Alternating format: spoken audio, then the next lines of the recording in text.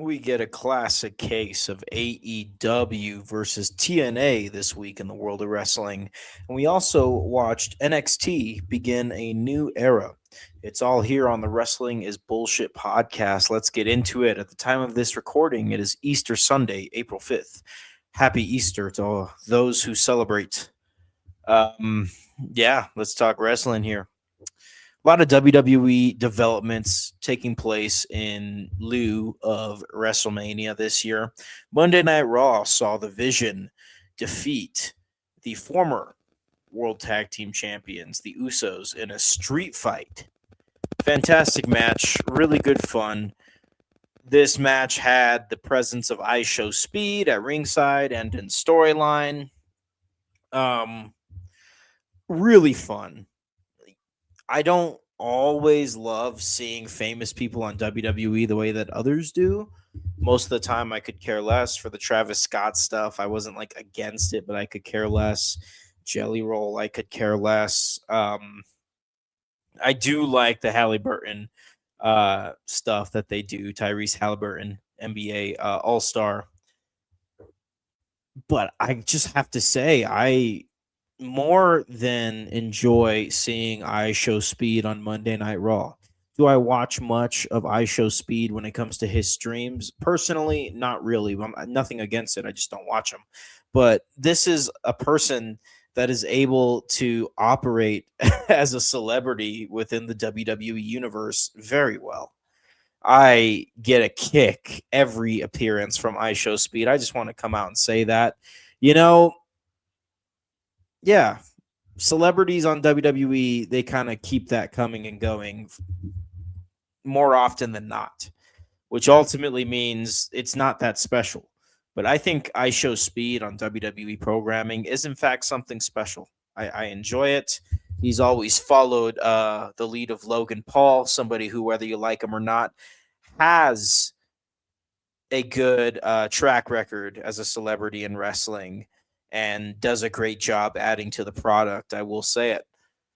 So it's yeah, I just wanted to give I Show Speed his flowers. But ultimately, the Vision, Logan Paul and Austin Theory are the World Tag Team Champions, and these World Tag Team titles have been hot. You know, they were very forgettable for a long time while WWE was doing perfect work with SmackDown's tag team titles. But ultimately, WWE has forgotten about SmackDown's tag team titles for the most part and focused on making Raw's tag team titles good. Ultimately, I think they should just go back to one set of tag team championships for the entire main roster and have the champions float between Raw and SmackDown.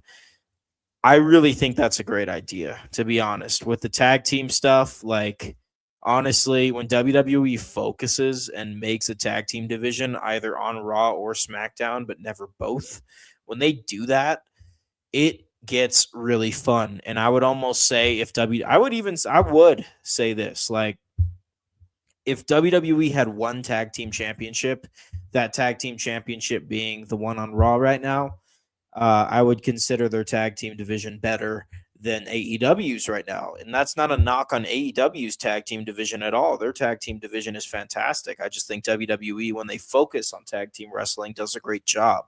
They're just not exactly setting themselves up to focus because whenever you get, you know, feast on Raw with the tag team division and, making the titles fun, you get famine on SmackDown. And that's exactly what it was about a year ago. It was feast on SmackDown and famine for Raw's tag team division.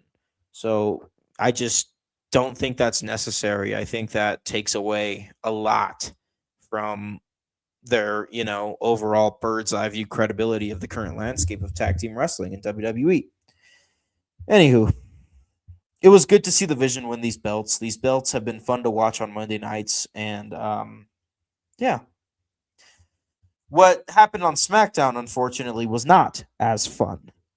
As WWE has seemingly made a creative fumble that mirrors, if not outperforms, some of the stupid shit that we saw with Vince McMahon back in the day. Pat McAfee has turned heel on Cody Rhodes aligning himself with Randy Orton. Now, my phone blew up when this happened. My phone blew up. People were like, what? What is this crap? And they're right. What is this crap? I've been very optimistic with WWE, not because I want to be, I just naturally am, right? It's pro wrestling. At the end of the day, you got to have some fun with it and enjoy it. It's not ever going to be perfect. Anywho, I haven't really been complaining about much, okay? I don't like the Drew McIntyre stuff. I don't like what they did with Drew McIntyre. I didn't like the Royal Rumble at Saudi Arabia. Everything else I think I've been fairly neutral or positive on at the very least. But you come and you take the story going into WrestleMania this year, Cody Rhodes and Randy Orton. Now it's fine. It's great that Roman and Punk are like equal importance, if not better than that feud, right? That's great. But you still want to maximize every opportunity creatively. And going ahead and taking a story that's 2 decades in the making with Cody Rhodes and Randy Orton, like, why insert Pat McAfee into this shit? I don't know what happened backstage, but this was a freaking blunder. This was horrible. I don't need to tell you. I'm preaching to the choir. If you listen to this podcast and you're a fan of pro wrestling and you know what the fuck I'm talking about, this was a blunder. I haven't been mad about any of it. I've been patient and happy with, I was open-minded to Cody Rhodes winning back the title from Drew. I was open-minded to them starting Cody and Randy with ultimately this is something I imagined, like Cody and Randy is something I imagined WWE was going to build to a little bit more over the past year or the next year or two. But no, they jump right into it and they turn Orton heel right away. All very bold things that I've actually enjoyed and appreciated, I've been fine with WWE. I don't love it all the time. There are some things that annoy me, but other than that, I've honestly been enjoying myself. And this absolutely killed my vibe. You just don't touch a story that's already there. You're going to tell the story by having the match. Why mess with it? I understand you need to fill the void of a 3-hour SmackDown on the road to WrestleMania creatively from a booking standpoint. But, I mean, dude, this is years of progress, years of build thrown out the window. Like, this is terrible. Everybody was excited for heel Randy versus Cody. This just gives us the ick about it. Cody versus Randy has the potential, I mean, still to be one of the greatest WrestleMania matches in the past several years, whether we see it coming or not. So why mess with it? Why add Pat McAfee? That was stupid. I know what they're going to do with this story, too. Randy Orton's going to beat up Pat McAfee and kick him in the head before WrestleMania just to show how brutal he is. That's what they're trying to do. But my goodness, play it safe. This is a big story. Cody versus Randy. I'm not saying don't take risks, but don't take stupid risks at such a high level with Cody versus Randy. Main event of WrestleMania, WWE Championship. Come on now. Fuck out of here with that. We also got the news that John Cena will be hosting WrestleMania. I'm cool with that. In November, December, when it was John Cena's final matches, we thought it was going to be the last time we hear like the doo doo doo doo. Your time is, his theme song is what I'm referring to. No, we're going to hear that all over again at WrestleMania. He's not going to be wrestling in a match, but John Cena is hosting WrestleMania. He will be there, I'm sure, jeans, shorts, and all. He'll probably give somebody an AA. I'm cool with that. I'd understand it if you weren't. When fans get hypercritical of WWE at this point, I can't blame them too much. I just choose not to be like that and just have fun with their interesting perspective on what they want, how they want to tell stories and all that stuff, to say the least. All right. Let's go ahead and before we get into NXT, cover something that happened in New Japan Pro Wrestling. Callum Newman defeats Yota Tsuji for the IWGP Heavyweight Championship. Callum Newman is the guy at New Japan right now, over there with that IWGP Heavyweight Championship. Interesting, man. We know Will Ospreay is going to be affiliated with the United Empire, the faction of New Japan Pro Wrestling. Callum Newman is the leader of the United Empire.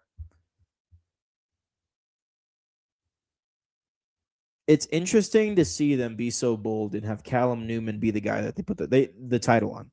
New Japan is always so bold and willing to take risks with their main championship and let a wrestler sink or swim with it. And honestly, I respect it. I really do respect it. Callum Newman, IWGP Heavyweight Champion. I'm willing to bet a lot of you don't even know who Callum Newman is, but he's good. He's good. He's definitely a young man in this game, and he will definitely, I think, do great things with this IWGP Heavyweight Championship now that it's around his waist. He might even face Will Ospreay for it at Forbidden Door this year. We'll see. A lot of good things you can do here.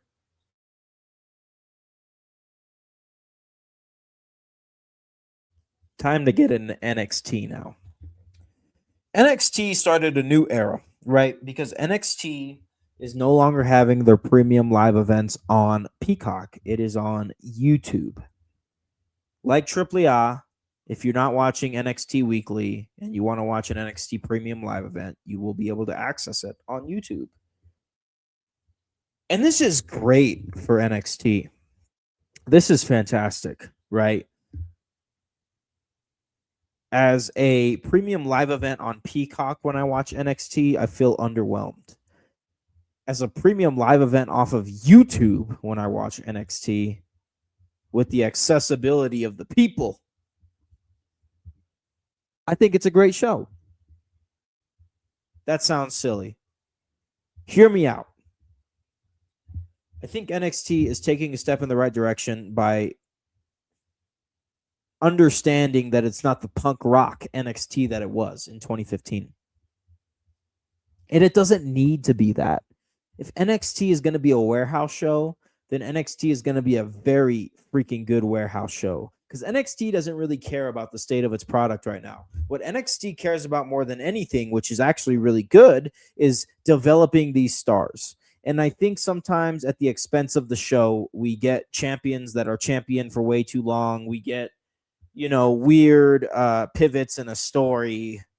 NXT is willing to take a sacrifice in really the show's entertainment quality to fans and really just focus on giving the athlete, the superstar, the human being more reps.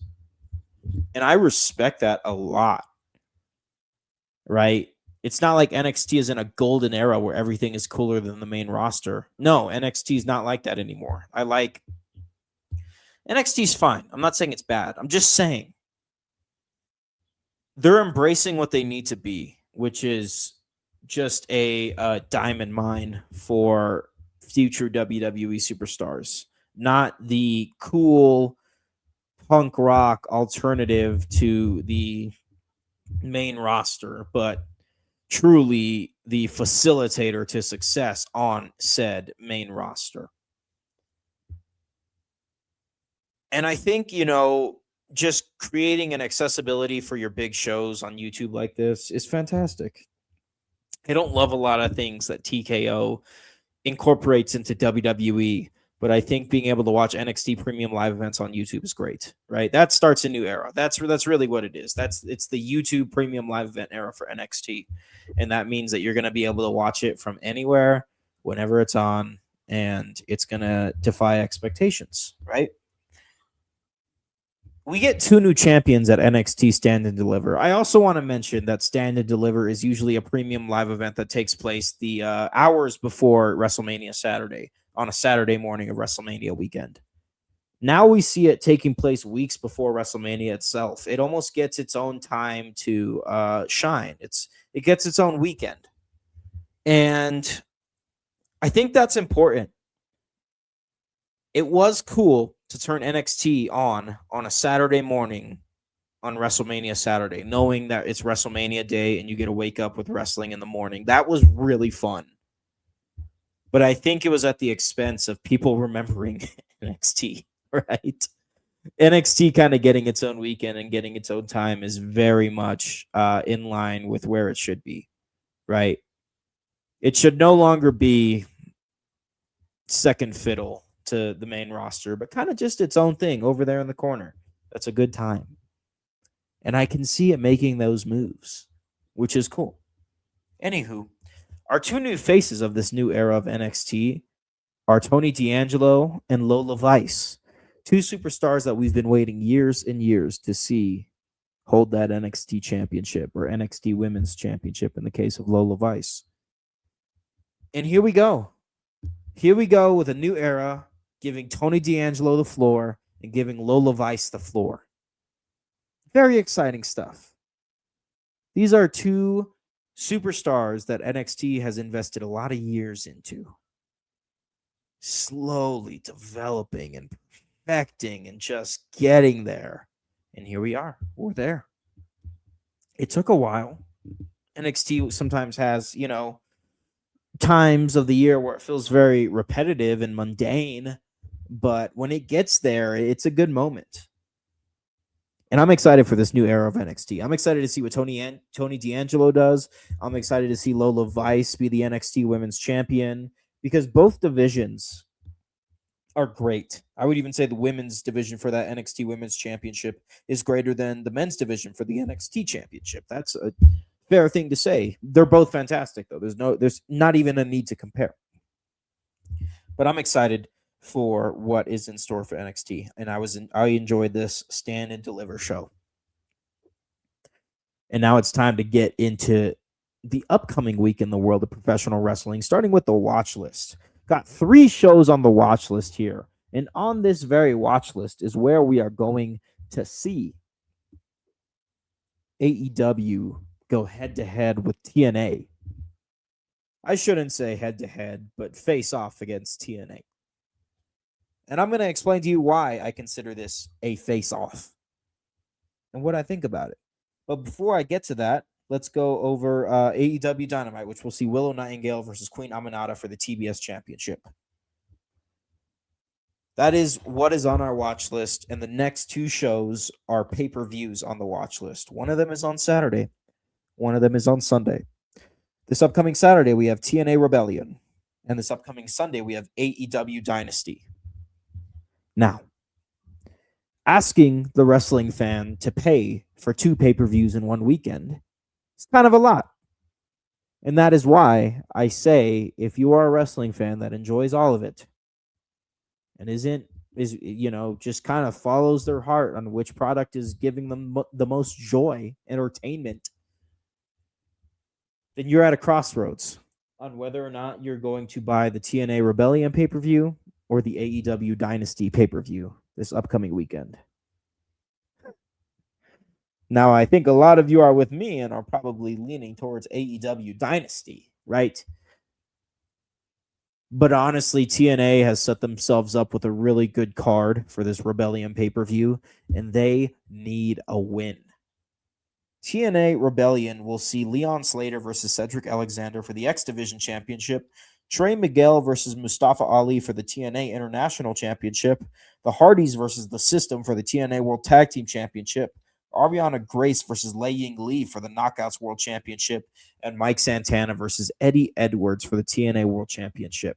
Now, I will say, I am excited for a lot of the mid-card more than I am the main event of this pay-per-view, because there's a lot to enjoy here. Leon Slater versus Cedric Alexander, the Hardys defending the tag titles against The System, Ariana Grace versus Lei Ying Lee, Mustafa Ali fighting Trey Miguel for a title. Good stuff here from TNA, and they need a win. They've been hurting for a win. I think 2026 has been okay for TNA, but not great for TNA. Truly. It's been tough for TNA. It really has been. They have some good things going. They're just not really doing a good job of featuring them and showcasing them in a way that maximizes their presence. And I don't think the affiliation with WWE spells good things for them at all. At this point, we can very clearly see that. I enjoy watching NXT more than TNA these days, and I enjoy watching AAA more than NXT these days. I enjoy watching Ring of Honor more than I enjoy watching TNA these days. But, and here's the cold, hard truth. When you compare Ring of Honor to other developmental brands like NXT, maybe not AAA, but NXT and definitely TNA, it is a lot better. It is a product that only shows its face about 3 times a year, and the rest of it is really just meant for the wrestlers more than it is the fans. It's a good product. But what I'm trying to get at here is TNA has had their back against the wall. TNA has had some blunders, and their start in 2026 hasn't exactly been ideal, in my opinion. They're fading. They're fading. I think NXT is fine. I think NXT is benefiting from the partnership with TNA more than vice versa. But I think AAA is a lot more entertaining. And I think WWE ultimately wants to own TNA, and they're just kind of waiting until TNA is at a boring state and they can buy it. I really think that's what's being set up in the world of wrestling right now. And I'm willing to enjoy TNA on what I believe to be its last run. Of course, I don't want that to happen. I'm just setting it up so I'm not disappointed. TNA is a promotion that never died. When wrestling was at its lowest, when there were no big players in the game, when developing talent wasn't even a thing, TNA stuck around somehow, some way. And I honestly thought they were never going to die, but I fear their partnership with WWE will be their death. Hopefully not. We'll see what happens. TNA Rebellion is a pay-per-view that will be taking place this Saturday, and it's one that I look forward to enjoying. I hope it's going to be a fantastic show. I really do. They need it. On paper, looking at the match card, it looks like it has every right to be just a brilliant wrestling show. And I hope it is, because TNA needs this victory. TNA is too damn good to be operating so mediocre the way that they have in the first quarter of 2026. And I'm really hoping that they pick it up this year. But we'll see. And on Sunday, different story. A company that's been doing everything that they can, everything in their power to be as good as they possibly can, learning from their mistakes. Yes, they had moments of irrelevance in the past. Absolutely. Right now is not one of those moments, and it hasn't been for an entire year now. AEW has been on their shit. It's been doing fantastic. AEW Dynasty takes place this Sunday, another wrestling pay-per-view.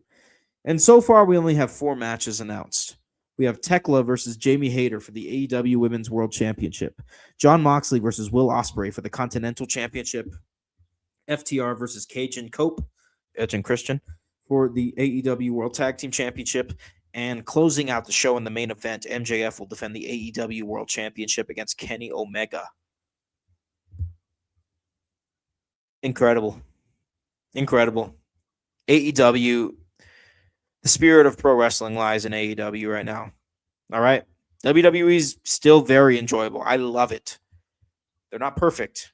I do get fed up with them, but I still enjoy the product very much. AEW is absolutely doing something different and really pushing pro wrestling to its limits. Like when WWE tries to get very specific with how things should look, AEW is very let things play out the way they are. Let it go. Let pro wrestling tell its own story, and let's stop trying to jerry rig it to say what the hell we want to say. Let's just let pro wrestling be pro wrestling. I really do enjoy that and appreciate that with AEW. And I look forward to Dynasty. I look forward to TNA Rebellion. I hope both shows are fantastic. I have no worries about AEW Dynasty being fantastic. I don't think TNA Rebellion can afford to not be anything short of fantastic. TNA, Rebellion, and TNA needs to be good. This has to hit. TNA has been getting lost in the sauce in the world of professional wrestling when it has every right to be the best that pro wrestling can be. It could literally be as good as AEW is right now. Maybe not from a financial standpoint, of course, but from a fan appreciation standpoint. I hope to talk good things about both of these pay-per-views in the next episode of the Wrestling's Bullshit podcast. But before I let you go, we got to do the top 20 champions of wrestling. This is a list that is based on work rate. What is this based on, everyone? Work rate. How often is this champion showing up to work? How often is this champion defending the belt? How often is this champion making themselves and the belt around their waist or over their shoulder mean something?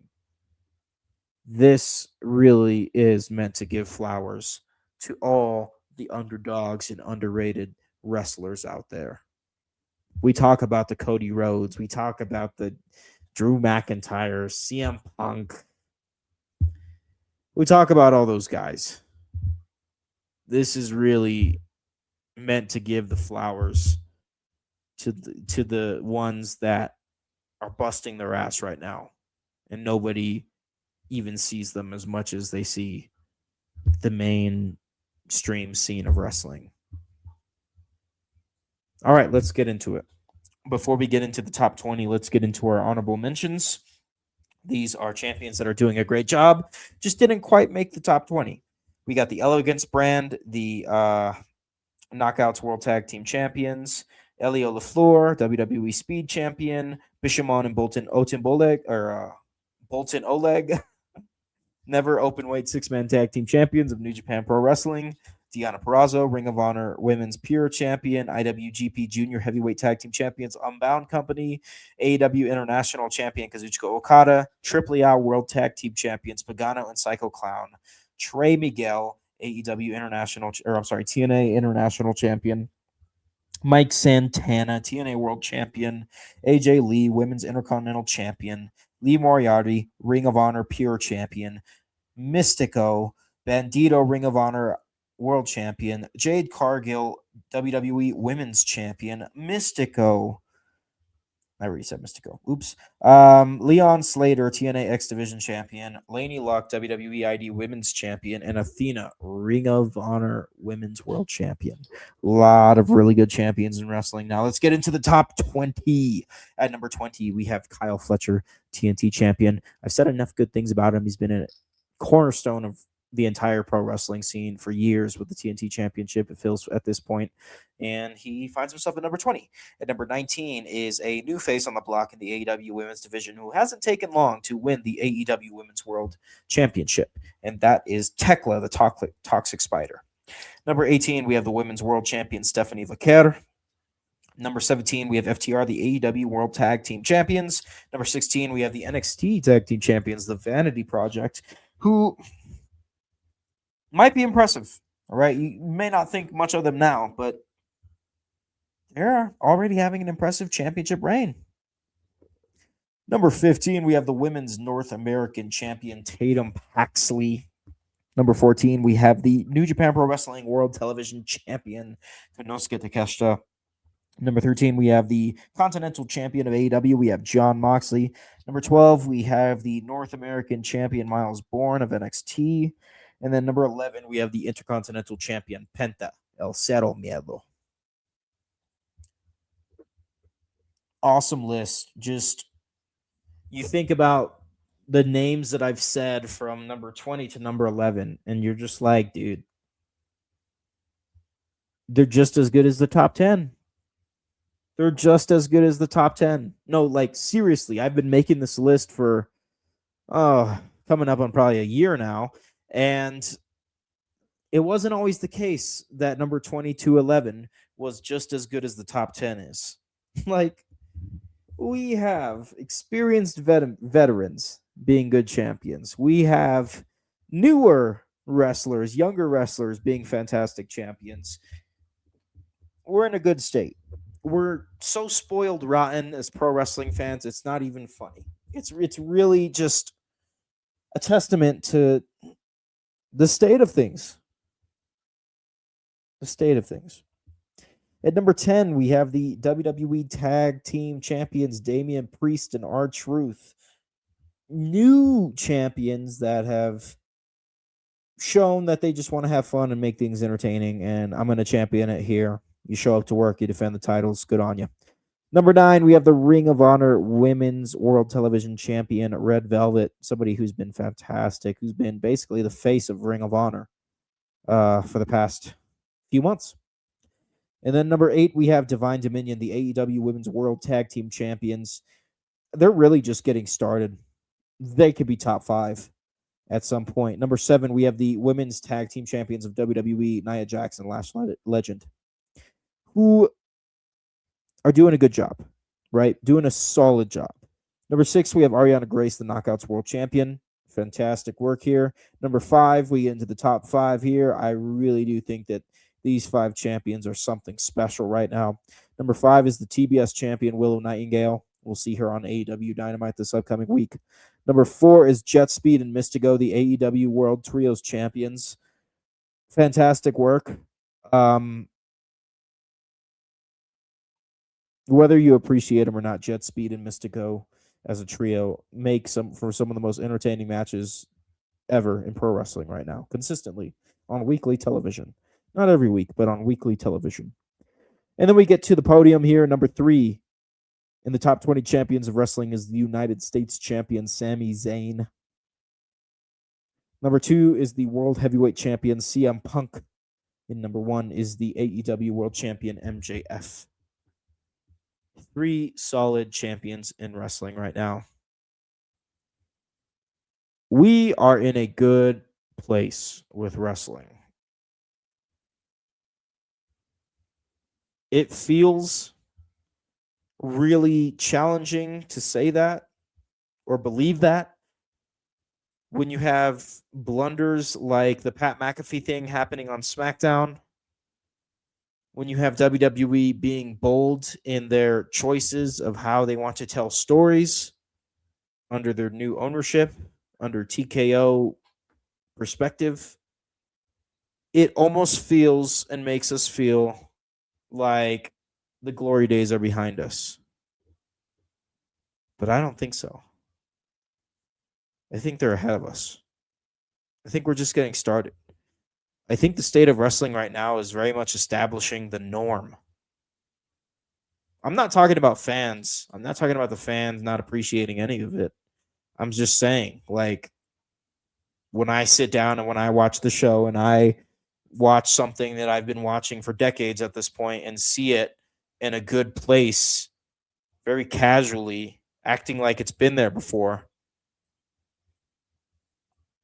I can tell from that we're going to be good, right? I think the norm is being established right now on how to be a good champion, how to tell good stories,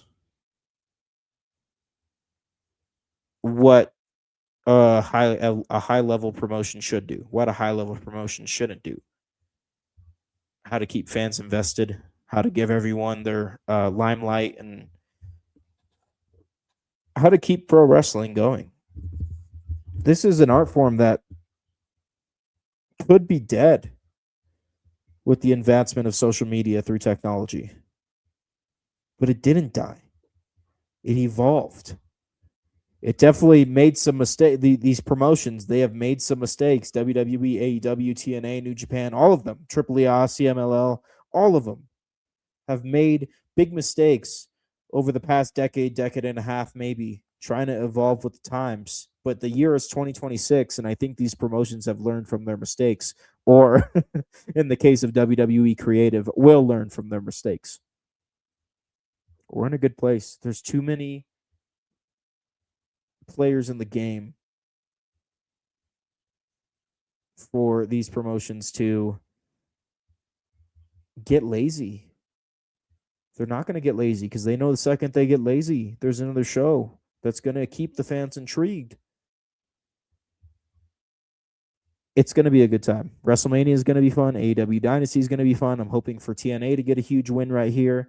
And I think NXT is finally figuring out what it needs to be in this modern era of wrestling. It's taken steps and steps only closer over the past couple of years. Not further away, only closer. All right. This has been the Wrestling's Bullshit Podcast. I've had a good time talking wrestling. We'll talk next week. We'll analyze TNA Rebellion, AEW Dynasty. We'll see what's in store. I think WrestleMania is right around the corner. We'll go from there. Take care, everyone.